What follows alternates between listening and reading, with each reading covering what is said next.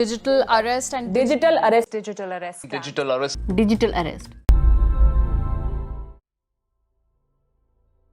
बेंगलोर इंद्रनगर में रहने वाली एक 39 साल की महिला को 3 दिसंबर 2024 को एक फ़ोन आता है। दूसरी तरफ से फ़ोन करने वाला अपने को ट्राई ऑफिशियल बताता है। जिनको ट्राई के बारे में नहीं पता उनको बता दूं, ट्राई यानी telecom regulatory authority of India वो गवर्निंग बॉडी है जो टेलीकॉम सेक्टर को गवर्न करती है। वो ऑफिशियल उस लेडी को बताता है कि उसको एक ऑटोमेटेड मैसेज आया होगा जिसमें उनका सिम कार्ड और बैंक अकाउंट्स को डीएक्टिवेट कर दिया जाएगा अगर उन्होंने कुछ सर्टेन इंस्ट्रक्शन को कंपाइल नहीं किया। ये सुनकर महिला को थोड़ा कन्फ्यूजन तो हुआ, लेकिन जब बात बैंक अकाउंट और सिम डीएक्टिवेशन की थी तो वो थोड़ा ध्यान से सुनने लगी। बात तो तब बढ़ गई जब इस डिस्कशन के बीच में कुछ आर्गुमेंट हुआ और वो ट्राई ऑफिशियल ने फ़ोन को मुंबई पुलिस के एक ऑफिशियल को ट्रांसफ़र कर दिया। उस पुलिस ऑफिसर ने उन्हें मुंबई आने के लिए कहा। उन्हें बताया कि उनको डिजिटल अरेस्ट किया गया है। इसके बाद शुरू हुआ सीरीज ऑफ वीडियो कॉल्स जिसमें कॉल करने वाला कभी अपने आप को पुलिस का ऑफिशियल बताता था तो कभी सीबीआई ऑफिशियल। इस सिचुएशन में वो लेडी बहुत डर गई और प्रेशर और डर में उन लोगों ने इस लेडी से 30 लाख रुपए ट्रांसफ़र करने के लिए कन्विंस कर लिया, जिसमें 27.5 लाख की उनकी एक एफडी भी थी जिन्हें तोड़ के उन्होंने उनको पैसा ट्रांसफ़र किया। इस लेडी को तब शक हुआ जब 15 दिसंबर के बाद उन्हें कॉल आना बंद हो गया और सिमिलर इंसिडेंट्स उनको न्यूज़ के थ्रू और सोशल मीडिया के थ्रू पता चली। नमस्कार, स्वागत है आपको हमारे चैनल लाइव पुलिस पे। ये तो केवल एक मामला है। बेंगलोर के एक सॉफ्टवेयर इंजीनियर ने 18 दिनों में करीब 12 करोड़ गंवाए। मुंबई के एक ट्यूशन टीचर ने अपनी ज़िंदगी भर की कमाई करीबन 50 लाख रुपए इस स्कैम की वजह से गंवा दिए और न जाने कितने ही केसेस। एक डेटा के हिसाब से 2024 के पहले 3 महीने में ही लोगों ने करीब 120 करोड़ गंवाए हैं इस डिजिटल अरेस्ट स्कैम से। यस, जो इन लोगों के साथ हुआ उसे डिजिटल अरेस्ट स्कैम कहा जाता है। द इंडियन एक्सप्रेस के रिसर्च के अनुसार 2024 में अब तक करीब 1417 डिजिटल अरेस्ट के मामले सामने आए हैं, जिसमें लोगों ने अपनी मेहनत की कमाई हुए करोड़ों रुपए गंवा दिए। चलिए जानते हैं ये स्कैमर्स लोगों का पैटर्न कैसा है। ये स्कैमर्स पहले लोगों के फ़ोन में मैसेज या व्हाट्सएप या मेल के जरिए कुछ इन्फॉर्मेशन सेंड करते हैं और फिर उनको कॉल करते हैं। ये कॉल्स नॉर्मली थोड़े अर्जेंसी वाले होते हैं, जैसे कि आपका सिम डीएक्टिवेट हो जाएगा या फिर आपका बैंक अकाउंट फ्रीज हो जाएगा या फिर आपको आपके इनकम सोर्स में कुछ गड़बड़ी मिली है या फिर आपका कोई पैकेज कोरियर पैकेज मिला है जिसमें कुछ इल्लीगल सामान है या फिर आपका सामान कस्टम में अटका हुआ है और हमें कुछ इल्लीगल सामान मिले हैं। सो ये सब पैटर्न यूज़ करके ये स्कैमर्स आपको कॉल करते हैं और उसके बाद आपका फ़ोन किसी भी ऑफिशियल्स को ट्रांसफ़र करते हैं। ये ऐसी बातें करते हैं जैसे वो आपको बताना चाह रहे हैं कि आपने कुछ गलती कर दी है और उसके लिए आपको किसी भी पुलिस स्टेशन पे आना पड़ेगा या फिर आपको अपनी डिटेल्स उनके साथ शेयर करनी पड़ेगी।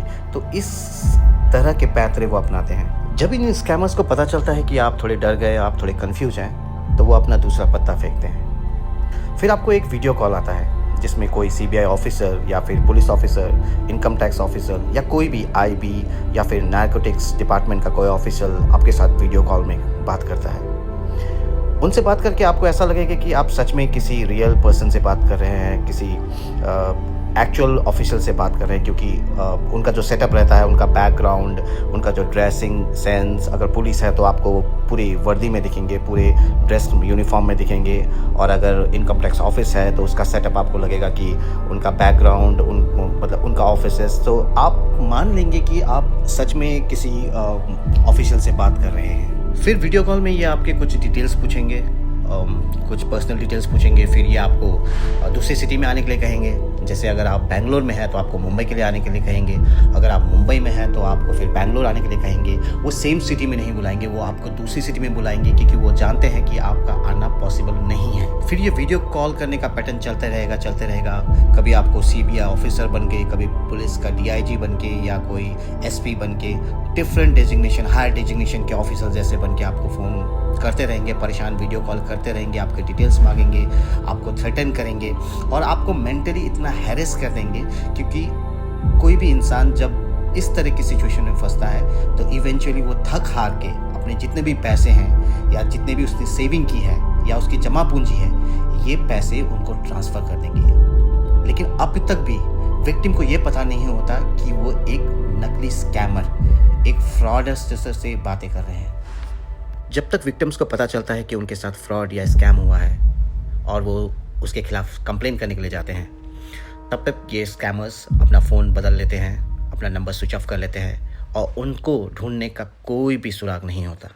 ये सब सुन के आपको ऐसा लग रहा होगा कि जैसे ये विक्टिम्स पढ़े लिखे नहीं थे, पर ऐसा नहीं है। इन सब के विक्टिम लिस्ट में इंजीनियर्स, टीचर्स, बिजनेसमैन और एजुकेटर भी शामिल हैं। इन स्कैमर्स का पैटर्न कुछ ऐसा है कि पढ़े लिखे लोग भी इनके जाल में फंस जाते हैं और पैसा देने के लिए कन्विंस हो जाते हैं। और police, CBI, income tax, narcotics, ये ऐसे कुछ नाम हैं जिनको सुन के हर एक इंसान की हालत ख़राब हो जाती है। पर अगर हम सही हैं तो डरना ही क्यों? इस स्कैम को रोकने के लिए लोगों में इसके खिलाफ सोशल अवेयरनेस होना ज़रूरी है। जो हो भी रहा है, internet, news outlet, social media इस इन्फॉर्मेशन को पूरी तरह दुनिया में सर्कुलेट कर रही है। पर अभी इस स्कैमर्स का टारगेट है बुजुर्ग और रिटायर्ड लोग, जिन्हें स्मार्टफोन तो यूज़ करना आता है, पर इन स्कैमर्स के हथकंडों से वो अनजान है। ये बुजुर्ग और बूढ़े लोग स्कैमर्स का ईजी टारगेट है। तो कैसे बचाया जाए इन स्कैमर्स से इन्हें? बस कुछ बातों का ध्यान रखकर। अगर आपके घर में भी कोई बुजुर्ग है और स्मार्टफोन यूज़ करता है तो उन्हें ये चीज़ बताइए। पहला, किसी भी अनजान नंबर से अगर आपको वीडियो कॉल आए तो उसे ना उठाएं, और अगर उठाएं और वो इंसान आपको किसी भी डिपार्टमेंट का नाम लेके कुछ डिटेल्स मांगे तो अपना फ़ोन ड्रॉप कर दें। दूसरा, अगर आपके मैसेज में या व्हाट्सएप में कोई भी लिंक आए तो उसे क्लिक ना करें। तीसरा, कोई भी अनजान अगर आपको OTP, आधार नंबर, पैन डिटेल्स या कोई भी पर्सनल इन्फॉर्मेशन मांगता है तो उसे मना कर दें। और आखिरी, अगर आपको किसी भी अनजान नंबर से व्हाट्सएप कॉल या फ़ोन कॉल आए और आपको थोड़ा सा भी शक हो तो नज़दीकी पुलिस स्टेशन में जाए या अपने करीबी लोगों को इन्फॉर्म करें। और ये कुछ बातें हैं जिन्हें ध्यान में रख के हम अपने फाइनेंशियल लॉसेस से बच सकते हैं। हो सकता है कुछ दिनों में ये स्कैमर्स कुछ नए पैतरों के साथ हमको फिर शिकार बनाने के लिए मैदान में उतरे, पर हमारी सतर्कता और सोशल अवेयरनेस हमें इस स्कैमर्स से बचा सकती है। आपको हमारा वीडियो इन्फॉर्मेटिव लगा है तो please do like, share and subscribe, और हम और अच्छे कंटेंट बनाने की कोशिश करते रहेंगे। तब तक के लिए थैंक्स फॉर वॉचिंग।